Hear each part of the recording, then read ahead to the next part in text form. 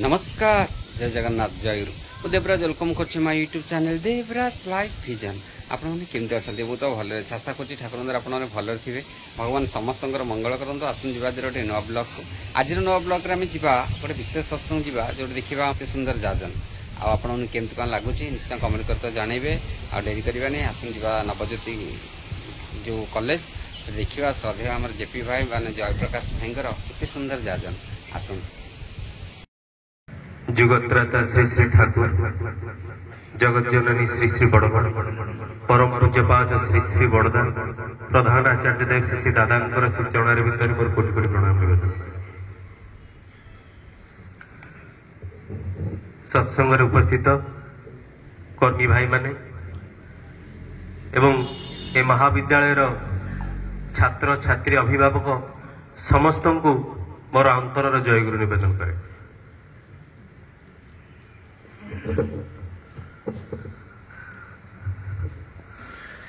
परम पितांकर ए जे नाम संकीर्तन आ विशेष करी जो तुमुल कीर्तन होता आमे समस्ते एक बार केमती गोटे अजଣା शक्तिर परस पाउथिले एटा जो माने ठाकुर को धरती जो माने ठाकुर को सतनाम ग्रहण करती जो माने सत्संगर सानिध्य आसी था ए शक्ति विषय रे अल्पे बहुत अवगत था जे परम पितांकर ये होची से अनंत शक्तिर भंडार आउ आज जे युवक मान को लेकर सत्संग छात्र छात्री मान को लेकर सत्संग एमती परिवेश देखिले मन पड़े से दिन विवेकानंद कथा विवेकानंद कही जे भारत में जदि केतेबेले किछि उन्नतिमूलक कार्य हम केतेबेले जेतेबेले कौन प्रकार अधर्म जदि कहीं धर्मीय चलनी को उदाहरण देकर जदि को माने आगु आसिकी देशर जातिर किछि परिवर्तन करिपारिबे उन्नति साधन करिपारिबे सेई माने होचंदी युवक माने आउ ठाकुरंकर कथा मध्य सेया जे प्रत्येक मनीष आमे जो माने बसीचे समस्त भितर परम पिता गोटे शक्तिर भंडार देइचंती। ठाकुर कहउचंती जे परम पिता आमे कहाँ को पूजा करू जहां को पूजा करू से जदि विश्व ब्रह्मांडर मालिक होती तांकर समग्र सृष्टि जदि तांको ठारू सृष्टि होता है आउ तांको जदि आमे परम पिता बोली कहूथाउ आउ सेई परम पिता जदि सचराचर विश्व ब्रह्मांडर मालिक हेले तेबे तांकर संतान हिसाब रे आमे समस्ते से समस्त शक्तिर उत्तराधिकारी जदि आम परम पिता विश्व ब्रह्मांडर मालिक होती आउ आमे तांकर संतान बोली तांको मानु अंतर रे मु प्रभुंकर संतान तेबे से समस्त शक्ति रो उत्तराधिकारी एई संतान गण एई शिष्य गण आउ एई अनंत शक्ति को प्रयोग करी से दिन साधारण नरेन असाधारण विवेकानंद होइतले सेई अनंत शक्ति को प्रयोग करी नेपोलियन बोनापार्ट केते बड़ योद्धा होइतले इतिहासर से स्वर्णिम पृष्ठा भितर गोटे गोटे लाइन गोटे गोटे तांकर पैराग्राफ भितर देखा जाए गोटे युवक जीवन तार संघर्ष तार उद्देश्य को प्रकार हवा दरकार। मु प्रथमे जत नेपोलियन जीवनी पढ़ी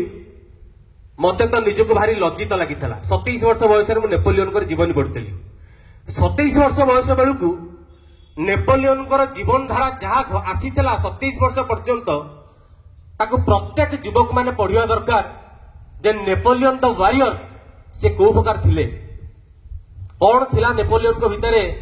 की अदम्य शक्ति की साहस की पराक्रम को प्रकार तेज बीर्ज पराक्रम अधिकारी थिले नेपोलियन एटा तांकर जोटा रही तांकर बही सेगुड़ा पढ़िले नेपोलियन जीवन पढ़िले गोटे लोक जानी परिबो नेपोलियन 15 वर्ष बयस कौन करते 17 वर्ष बयस कौन करते 18 वर्ष बयस कौन करते 19 वर्ष बयस से कौ प्रकार युद्ध करुले आउ कौ प्रकार विचक्षणता तांको भितर थिला 250 लोक 700 लोकों ऊपर भारी 500 लोक 1200 लोकों ऊपर भारी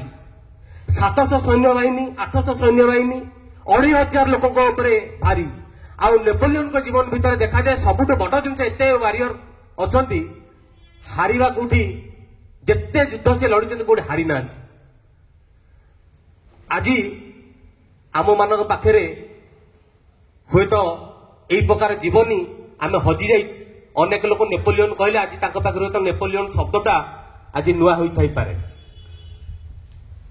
जो अनंत शक्ति को प्रयोग करके छत्रपति शिवाजी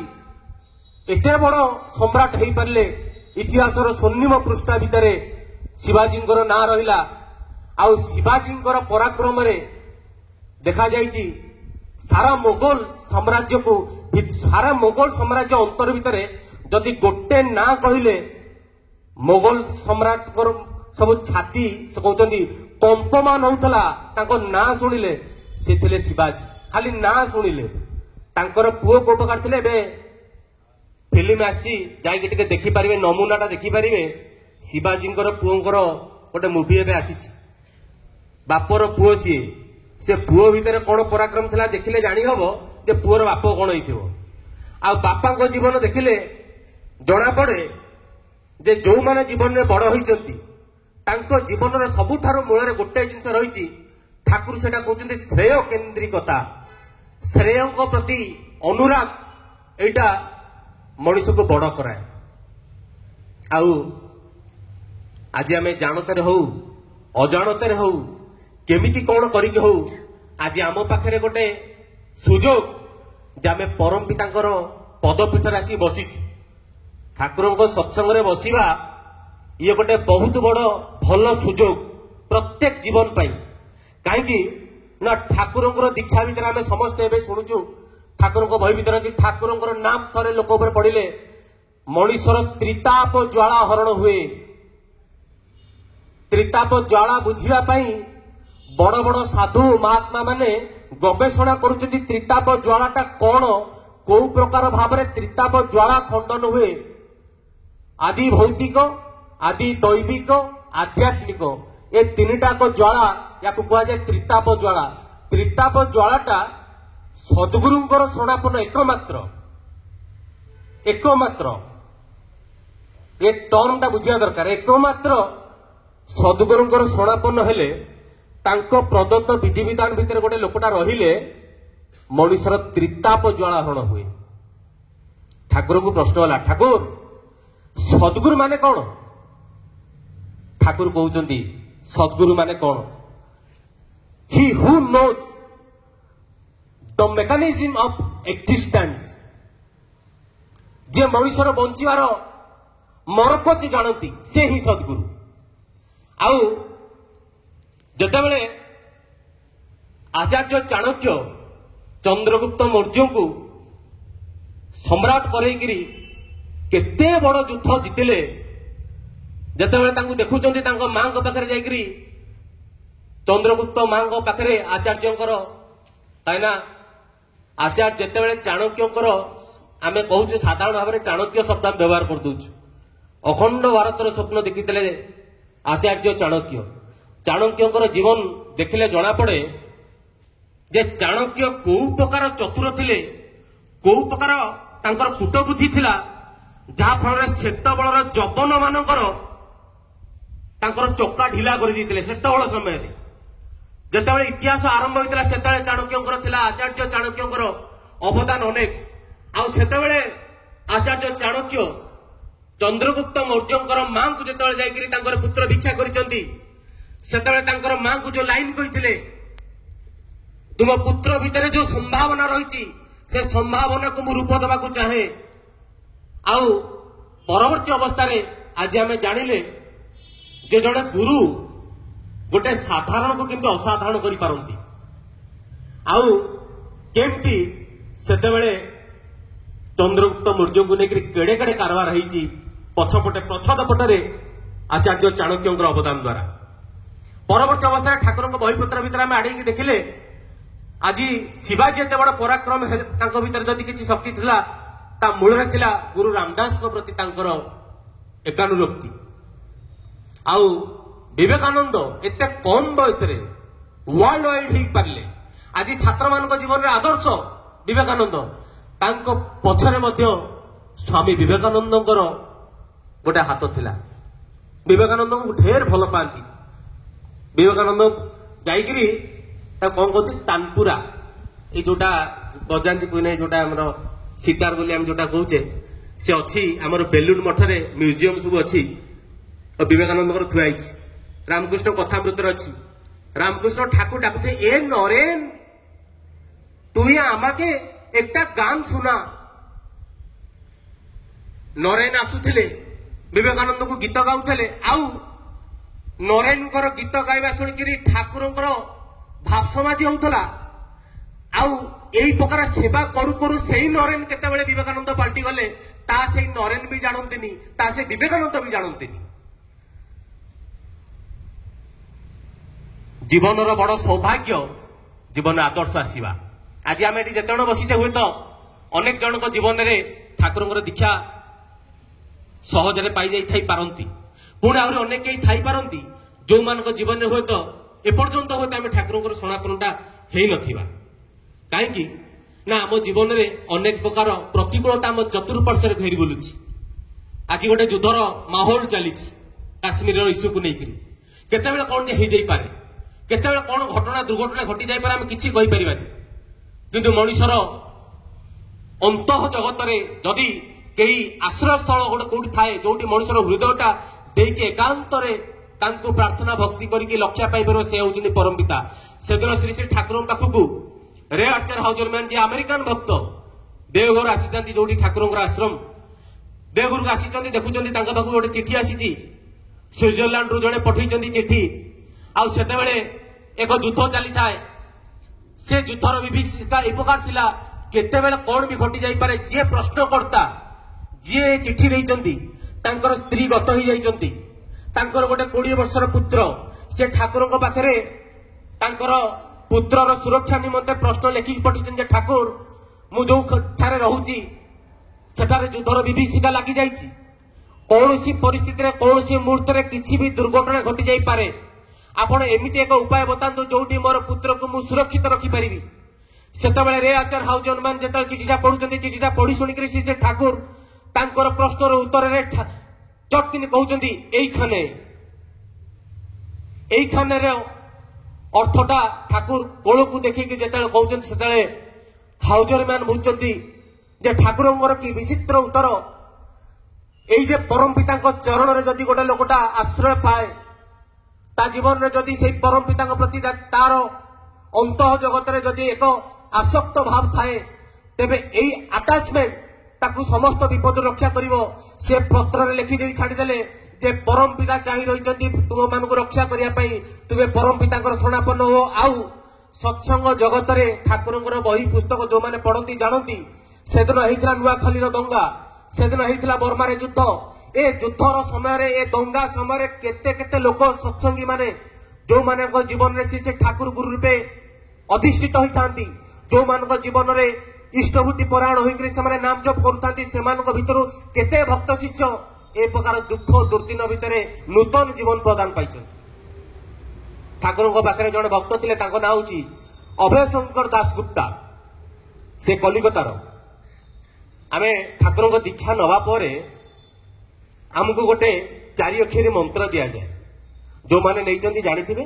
ଋତିକ ଯେତେବେଳେ ଆମକୁ ଦୀକ୍ଷା ଦିଅନ୍ତି ସେତେବେଳେ କୁହନ୍ତି ଯେ ଠାକୁରଙ୍କର ଶ୍ରୀମୁଖକୁ ଚାହିଁକିରି ଅନ୍ତର ଭିତରେ ଆମେ କେମିତି ନାମ କରିବା, ସେ 4 ଅକ୍ଷରୀ ମନ୍ତ୍ରଟାକୁ ମନେ ମନେ ଜପିବା। ଏଇ ନାମଟା ହଉଛନ୍ତି ନିଜେ ଶ୍ରୀ ଶ୍ରୀ ଠାକୁରଙ୍କର ସୂକ୍ଷ୍ମ ରୂପଟା ହଉଛି ଏଇ ସତନାମ। ନାମ ଆଉ ନାମୀ ଅଭେଦ ବୋଲି ଶ୍ରୀ ଶ୍ରୀ ଠାକୁର କହିଛନ୍ତି। ଏଇ ଅଭୟ ଶଙ୍କର ଦାସଗୁପ୍ତା ଯିଏ ସେ ଶ୍ରୀ ଶ୍ରୀ ଠାକୁରଙ୍କର ଦୀକ୍ଷିତ ଥିଲେ, ସତ୍ସଙ୍ଗର ଜଣେ ଅନନ୍ୟ କର୍ମୀ ମଧ୍ୟ ଥିଲେ। ତାଙ୍କର ନବବର୍ଷ ଉତ୍ସବ ଯେତେବେଳେ ଏପ୍ରିଲ ମାସରେ ହୁଏ, ସେ ଯାଇଛନ୍ତି ଦେଓଘର ଯାଇକରି ଠାକୁରଙ୍କ ପାଖରେ ସମୟ କାଟିଛନ୍ତି। ସନ୍ଧ୍ୟାବେଳେ ସେ ଆସିବେ ତାଙ୍କର କଲିକତା। କାହିଁକି ନା ଠିକ ତା ପରଦିନ ତାଙ୍କର ଗୋଟେ ଚାକିରି ହେଇଥାଏ। से नुआ जॉइनिंग से दिन ता परदिन से संध्या बेले ठाकुर पाखे प्रार्थना करुचंती जे ठाकुर मु जीवी ठाकुर कहते पूजारे से भल गीत गाती ये जमी कहते विवेकानंद रामकृष्ण परमहंस पाखे तानपुरा बजेक गीत गाती बोले अरे तू तो सब बेले आसु टिके गीत गायकी शुणी जाऊ आज टिके एथर तो आसी मते गीत शुणेनु आज टिके मते गीत शुणा तू काली सकाळे जीवु से ठाकुर पाखे कहते ठाकुर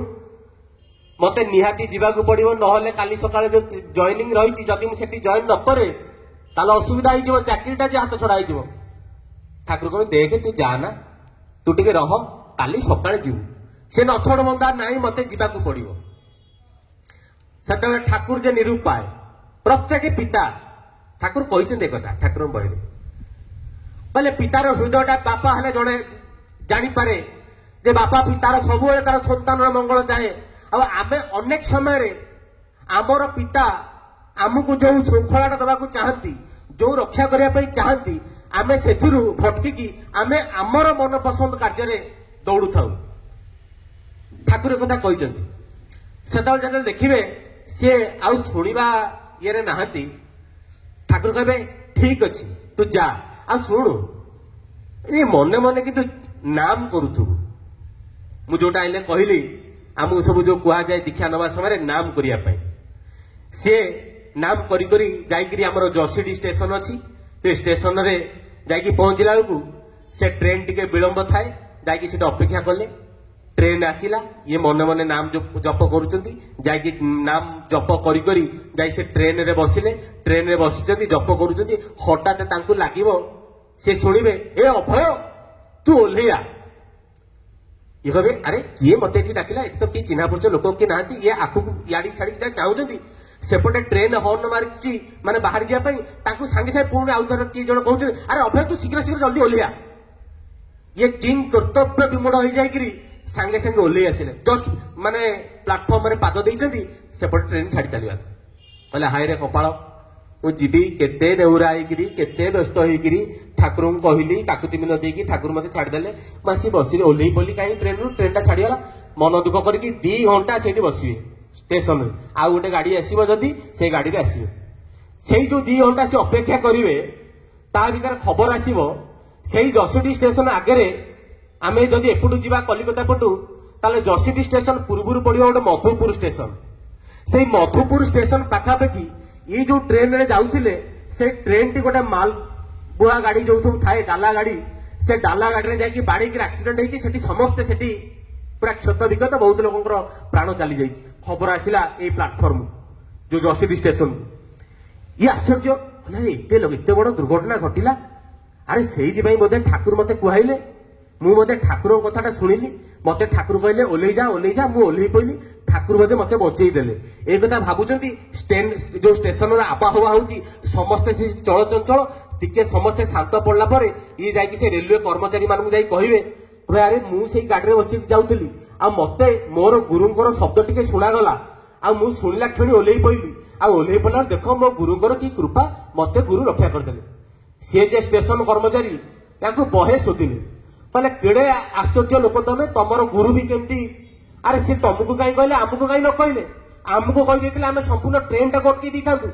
सेठी एते बड़ दुर्घटना हला एते लोकंकर क्षयक्षति हला एते लोकंकर प्राण होला एते कहीं हेता तुमको से कहीं एकुटिया बचेले समस्त बची थांते ये कहले ये भी तो मंद कथा नुहे ये सेठू स्टेशन रे रही तापर न सकाळू गले ठाकुर पाखे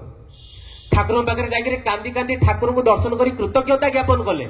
आ कृतज्ञता ज्ञापन करके स्टेशन कर्मचारी जहाँ कही यही कथाटी जाकि ठाकुर पाखे उपस्थापन करेंगे ठाकुर कहे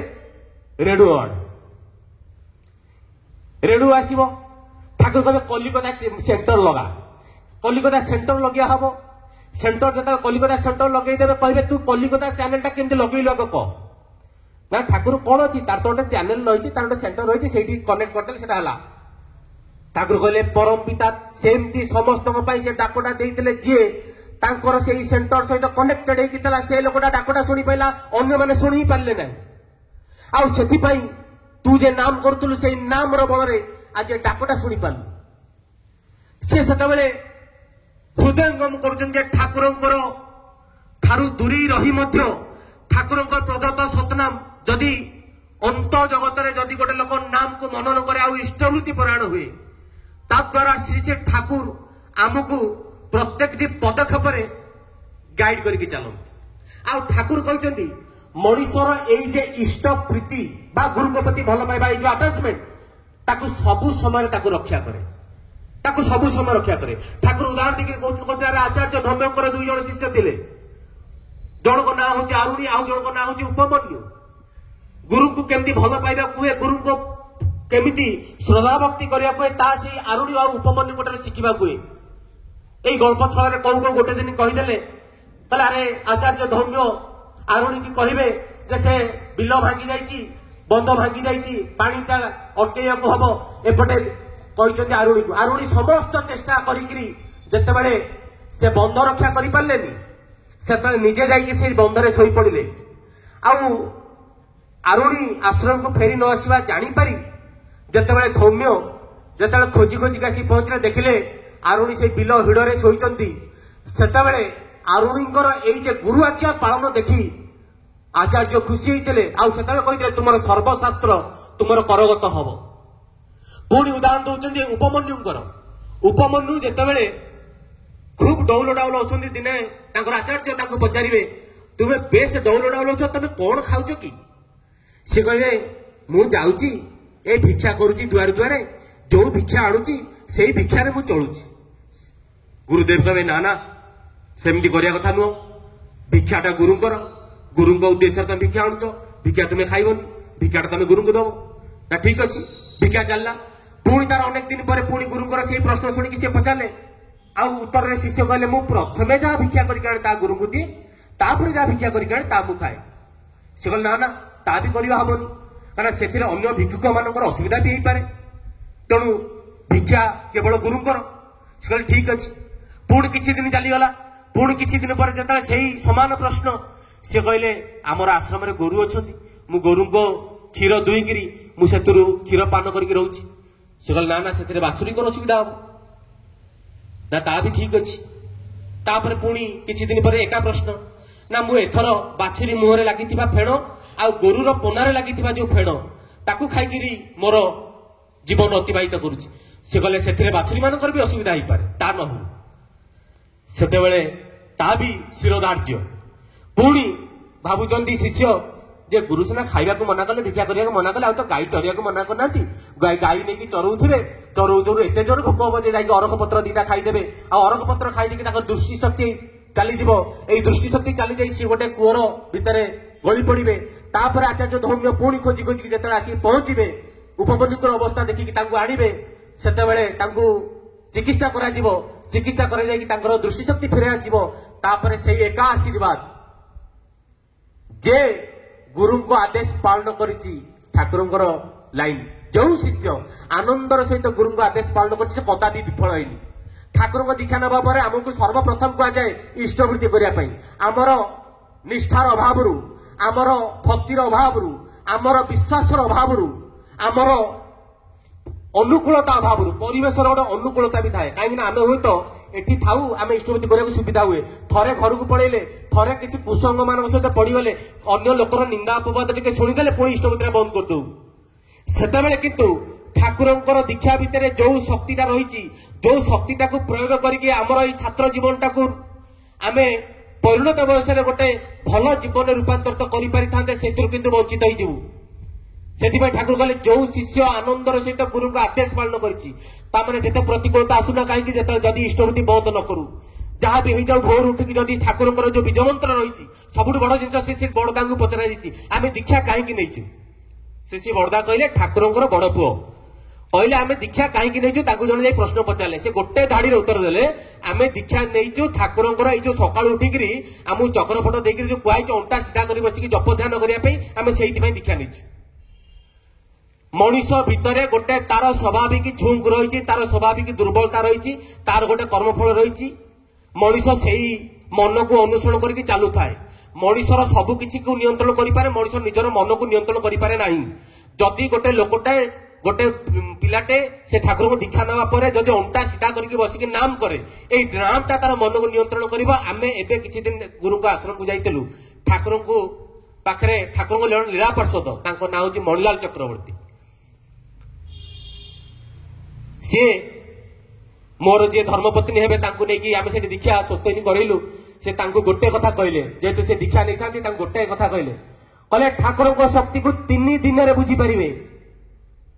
कहले 3 दिन जदि गोटे लोक घंटाए लेखाए नाम करे 3 दिन रे ठाकुर को शक्ति को अनुभव करे। आमे भी सुनी काबा 3 दिन कहले आमे भी तो केबे नाम करिनु सेमती ता घंटाए लेखे नाम करे ठाकुर को शक्ति ला बुझी हबो। कहले ठाकुर से केते जोर कहले नाम आ नामी अभेद एई नाम टाकु करू करू लोक नामी सहित परिचित हुए आ जानी पारे नामी शक्तिटा आम भितर केमती तांकर दया करुणाटा विच्छुरित होइकिरी आमକୁ से अभय पथ प्रदान करके नेकी चली ठाकुर नाम आम जेके दीक्षा प्राप्त होचे जेमती नामटा न छाड़ू इष्टवृत्तिटा न छाड़ू भूल हो चालाकि सी जे ठाकुर इष्टवृत्ति छाड़बनी ठीक 30 दिन दिन इष्टवृत्तिटा डिपोजिट हम ठीक 30 दिन रे ताले आमे आसीचो ठीक गोटे डिग्री सर्टिफिकेट नवा पाई जेते बेले 2 वर्षटा बीती जीवो कि 3 वर्ष बीती जीवो जो जो पिला माने यार कार्यकाल रही कहीं एठू पिला जाकर किए हो गोटे डाक्तर हो पारे किए हो गोटे इंजीनियर हो जाई पारे ए माँ पढ़ुले झील पढ़ुले नारीर शुद्धता पर जातिर शुद्धता निर्भर करुची। आज सत्संग चाहे गोटे अस्खलित नारी आउ ए अस्खलित नारी तैयारी हवा पाई दरकार 5 बयस माने 3 एज रे ठाकुर बीज मंत्र ग्रहण आ बीज मंत्र ग्रहण करी जो नियंत्रण जो सामंजस्य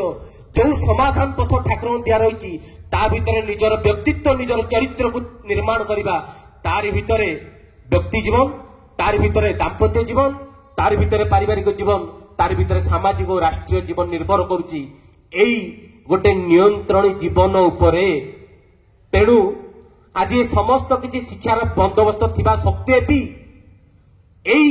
कॉलेजर कार्यकर्ता मानक अशेष कृतज्ञता अशेष साधुवाद जे परम पिता सत्संगटा आम मान पाखे तोली धरिकी ठाकुरंकर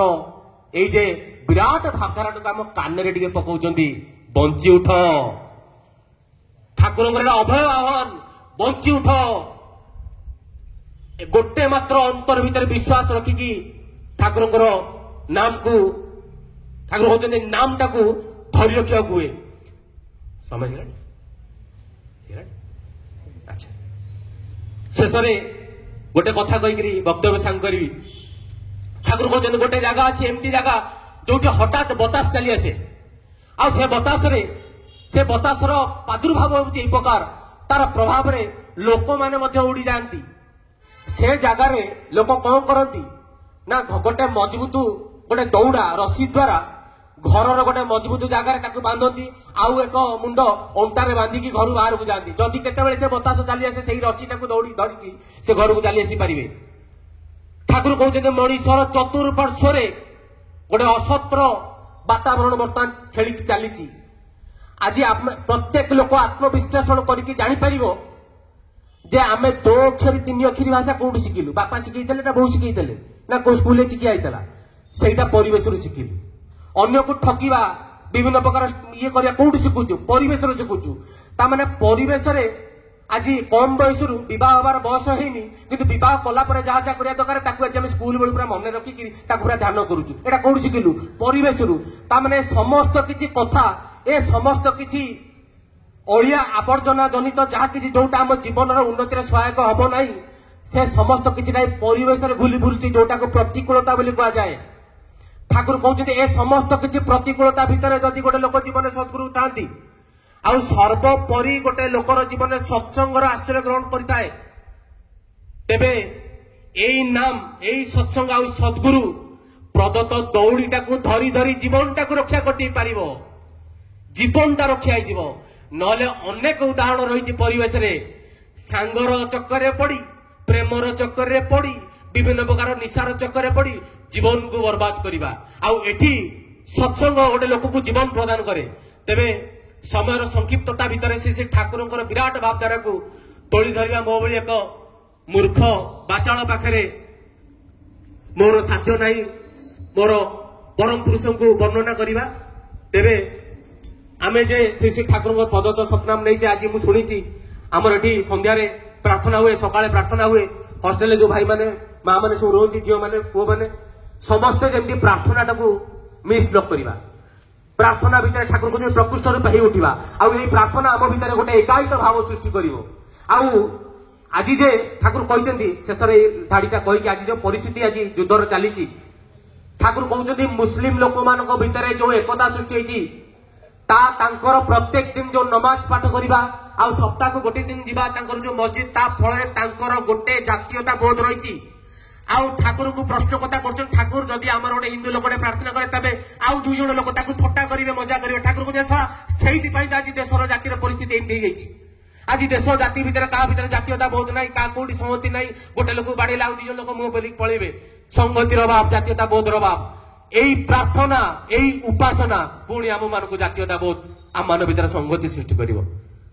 श्री ठाकुर पाखे आम मान भितर आम अंतर भितर आम निज जीवन भितर ठाकुर विधान को केंद्र करके आम निजे संगत हो उठू आ परिवेश को ठाकुर जो सर्व बड़ जिनस जोड़ा दीक्षा मत दिए जजन जाजन इष्टवृत्ति प्रत्येक व्यक्ति जाजनशील हवा दरकार प्रत्येक व्यक्ति जहां आम बुझुचे आम पारिपार्श्विक को लेकिन चलिया दरकार जमी से श्री ठाकुर कहले गोटे पिलाटा आसिक ठाकुर पाखे कहे ठाकुर मु फास्ट डिविजन पाई ठाकुर कहे खूब भल आ शुण चेष्टार जमी तोर समस्त सहपाठीगण समस्ते एका सागर फास्ट डिविजन पाइबे तामाने एकुटिया चलू परिवेश को संग पांग नहीं एकाठी मिलित भाव में केते लोक केते सांगरे केतेटा साथी करी चली पारू यहाँ हूँ जीवन उद्देश्य शेष समस्त छात्र छात्री समस्त अभिभावकगण समस्त कर्मकर्ता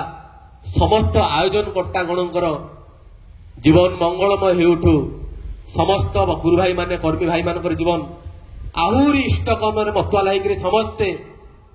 पागल भरी श्री ठाकुर को अंतर स्थान देकर प्रेमी ही उठंतु यही परम पिता निकट विशेष प्रार्थना जय गुरु। आज ब्लॉग तो आम देखिले केमती जयप्रकाश भाईकर केते सुंदर जाजन आपण केमती लगे निश्चय कमेंट कर जनइबे पुणी देखा गोटे नुआ ब्लॉग हूँ आप प्रिय देवराज नमस्कार जय जगन्नाथ जय गुरु।